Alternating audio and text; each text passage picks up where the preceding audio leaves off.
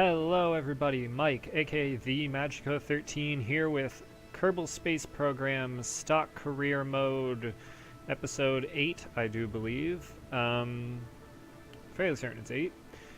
So we had to cut off a little bit early last time because I was going for way too long and I wanted to keep as much footage as I kept.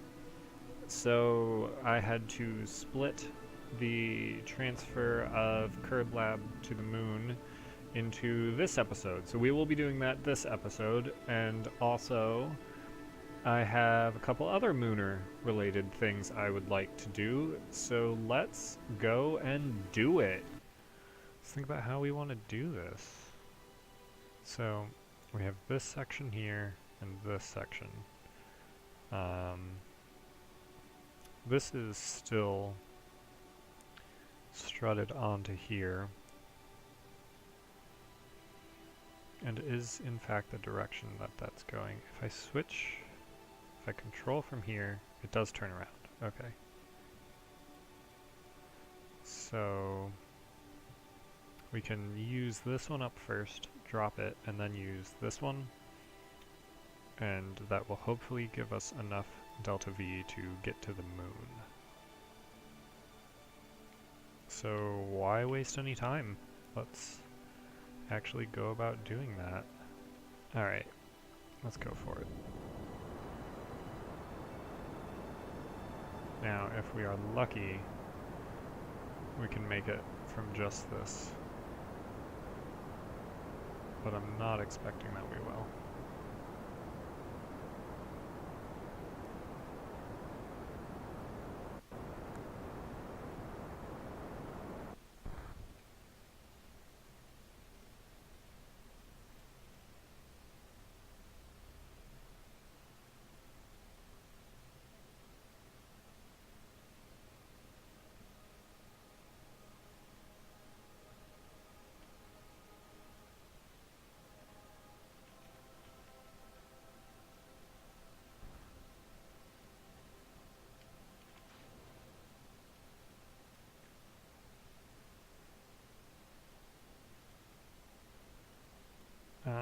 I'm really afraid of pressing the stage button again.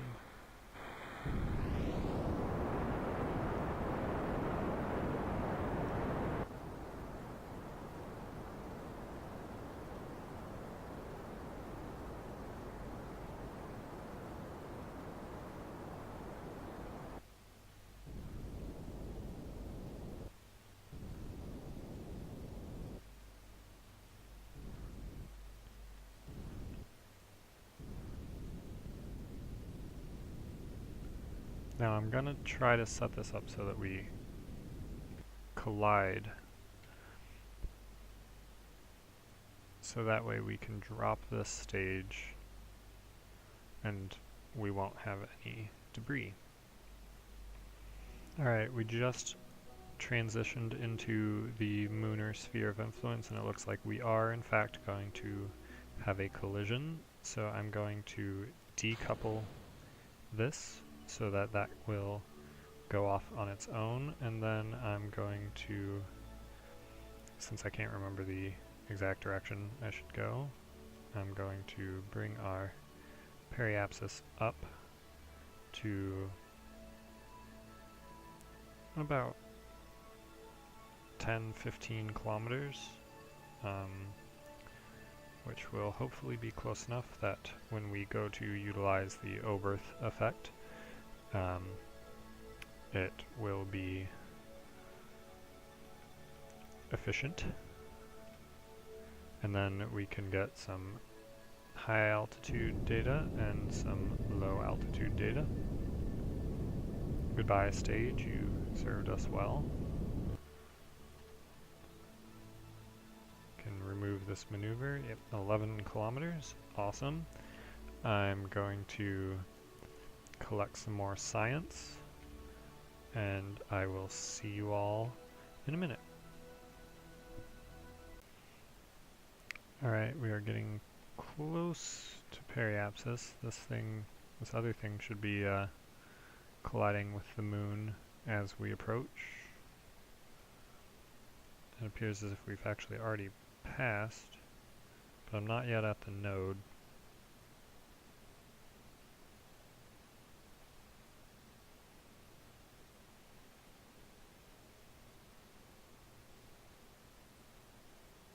Yes, that thing just collided.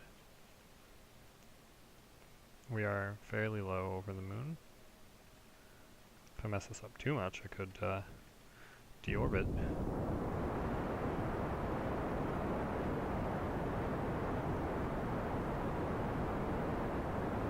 Get a quick picture of this.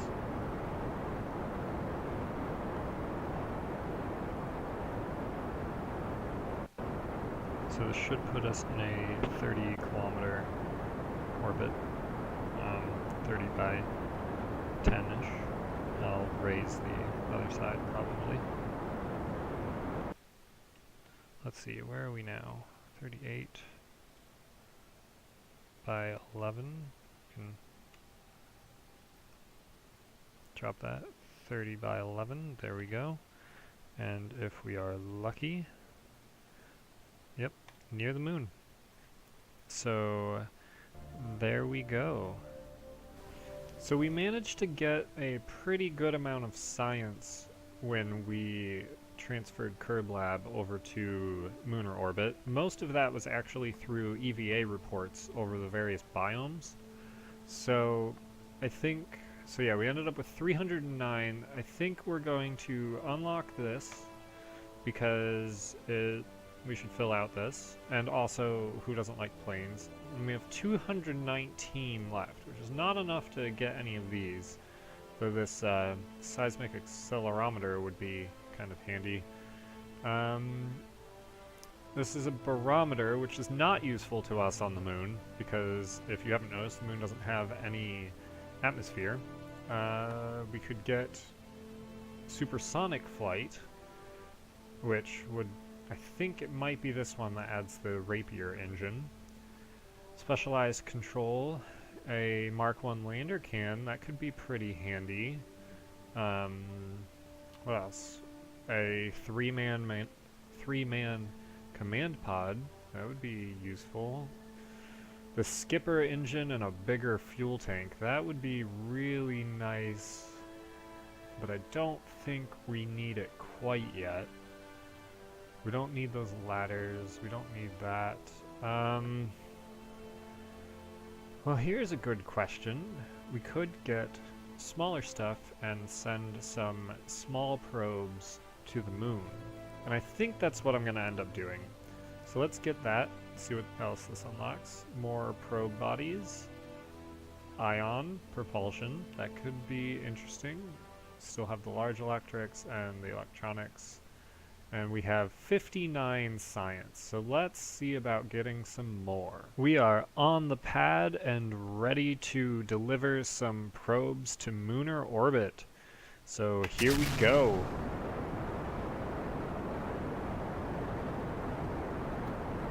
Alright, these are the Brahe, as in Tycho Brahe, science probes, which are going to, hopefully, at the very least, land on the moon, and if we are lucky, we will have enough fuel to return into orbit to deliver our delicious science to the KerbLab, which is orbiting. And if we are so lucky, then we can increase the amount of science that we will get, or we may be able to just keep it in the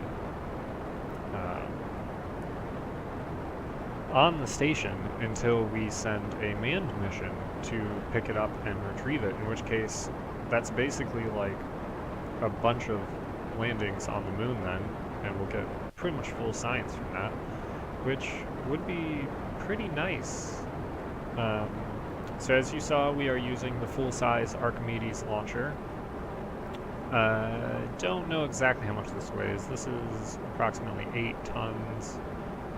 So, yeah, this is about 9 tons probably, which is around the maximum that the Archimedes can launch. actually a little bit worried that we won't have enough fuel to make it all the way to the moon on just this. And if we don't, then I might be able to attach another drive stage up here and use that to push us all the way.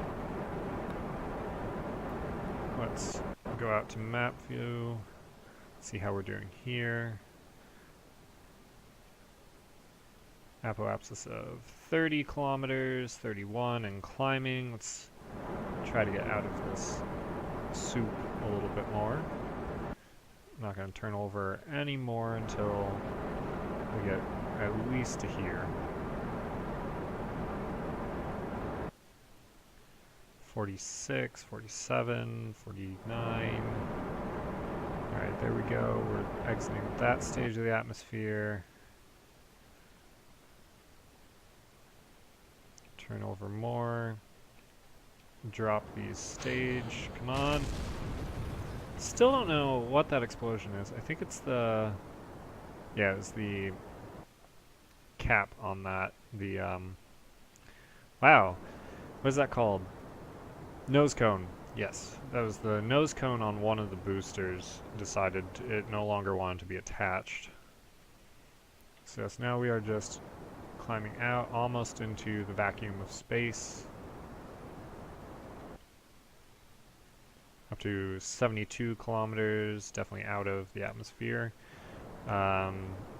Looks like this stage should have enough fuel to get us into orbit, in which case this upper stage should have a hopefully easy time of getting us to the moon, which is right there. We actually might be able to burn straight for it. I've never done that, but since we're not using quick saves, I don't necessarily want to do that. Yeah, we could get an encounter pretty straight away. I'm gonna cut that down. Yeah, okay. According to this, it's going to be a 7-hour burn, which lets me, or which makes me figure that this is no longer attached, so let's detach that. It's going to be a fairly long burn. Yeah, I'm gonna try. We should have over a minute worth of fuel in this.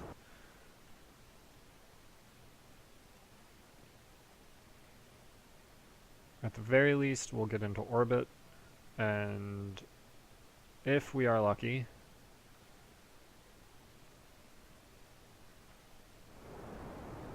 still need another 50 seconds worth of burn. We should be okay.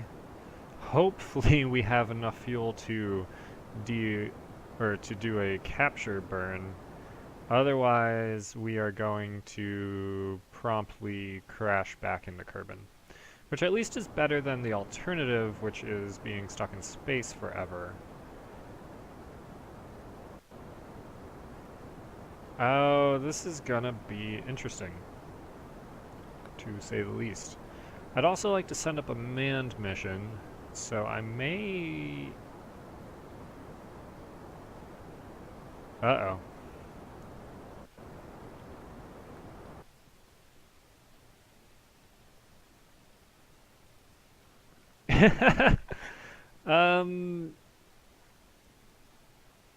Okay. We do not have enough fuel. We are short by 8 meters per second. Let's decouple, turn on RCS, and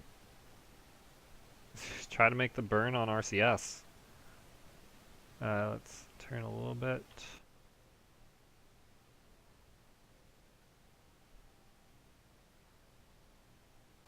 Alright.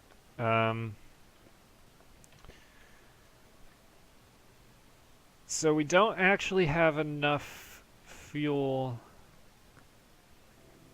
I suppose I could have transferred some fuel out of these, but we don't have enough fuel to actually make this capture burn. But we might have enough monopropellant. Although using monopropellant to do a capture burn. I don't know. Let's see. Do you think we could maybe reconfigure one of these? These don't have monopropellant, so doing this would be really difficult. I would like to try to get one of these attached to the front, if not two of them. So let's decouple, control from here, set as target.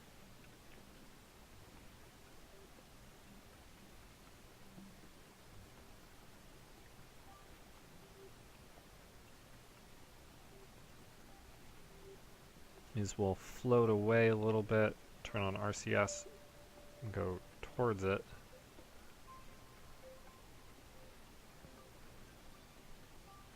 Towards.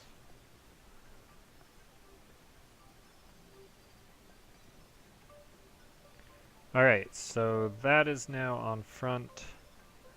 Might be able to do that again with this one and put it here. The reason for that being that we can then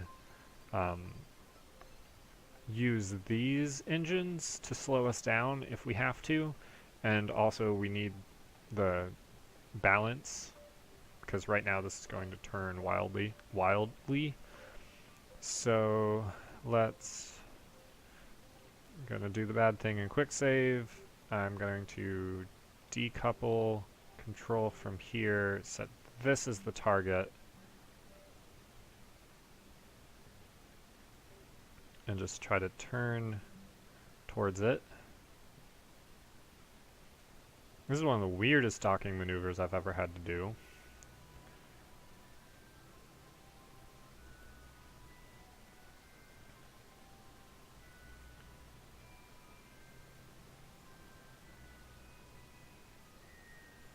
I was going to send a concurrent manned mission, but I don't think I'm going to do that now. Alright, come on.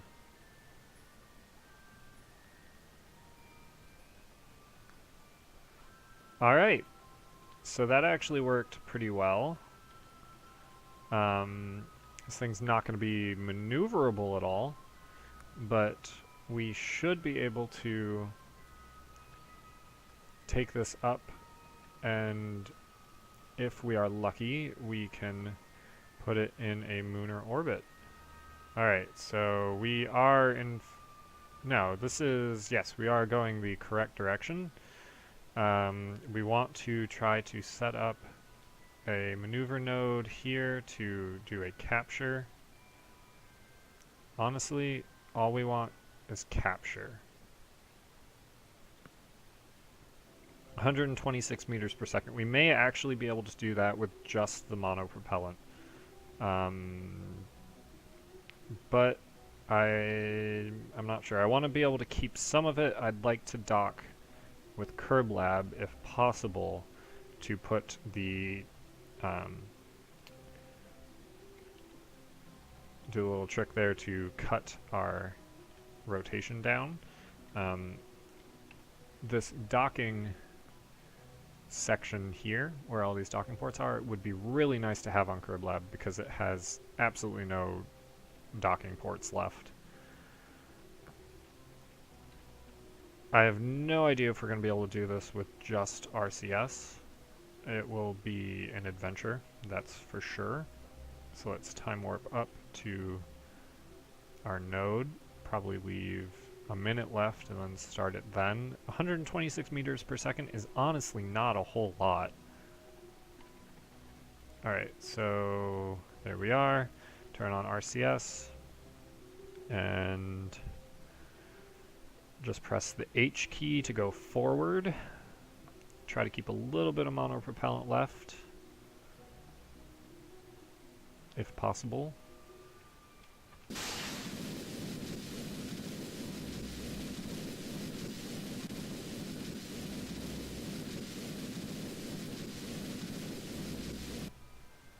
We've not yet been captured.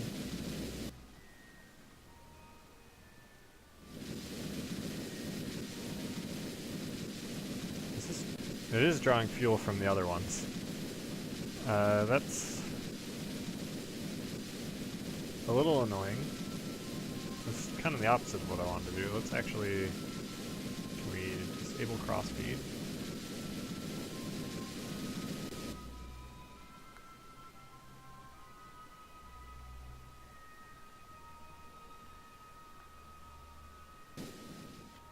Alright, at the very least we have been captured, which is the most important part.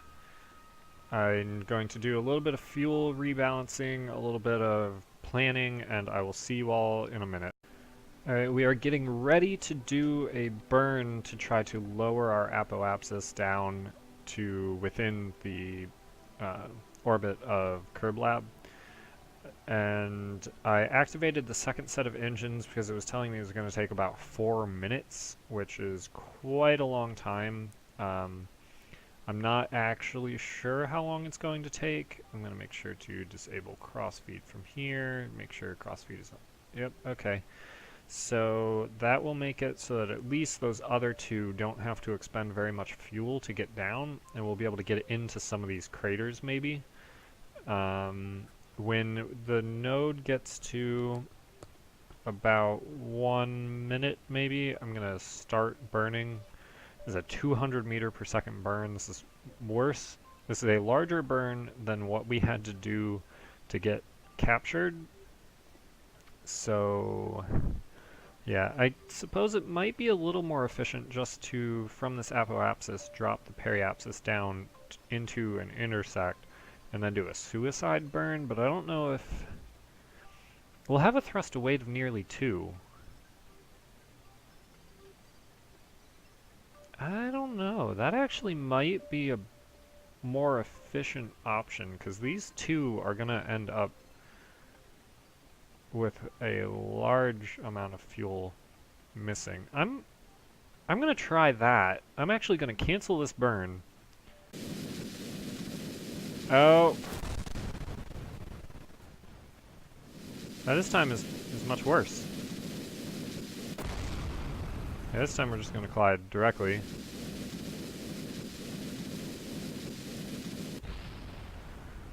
I did not expect that it was 4,000 meters up. We could have killed off all of this. Okay. Now let's go back to the old plan. So I'm going to start burning now. Alright, yeah, it looks like this is actually going to work. We are just about at periapsis. It looks like we're just kind of pushing our periapsis a little bit. Almost done with this burn. Still have a decent amount of fuel left, but not as much as I would like. Cut that off there. Let's see. Apoapsis of 17. Kerbal operates at about 20 kilometers. Moon periapsis of 8.16. Quick save here. I'm actually going to control from here and undock. Open up the landing legs. I'm going to try to land this one in this crater.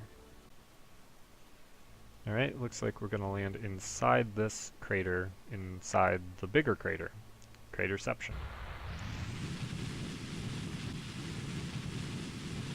I'm going to have so much video to cut. It's going to be awesome. Can't see our shadow yet. There it is.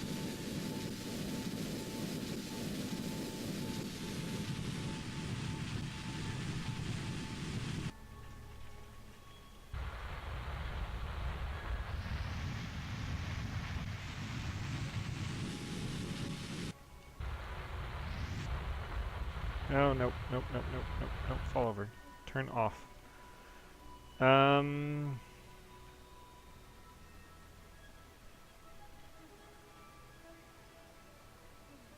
Well, this is a bit of an issue.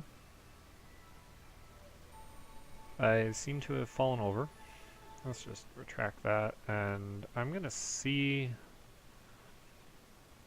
if I can't get us back up.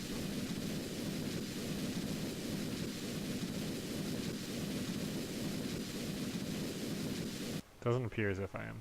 Oh wait.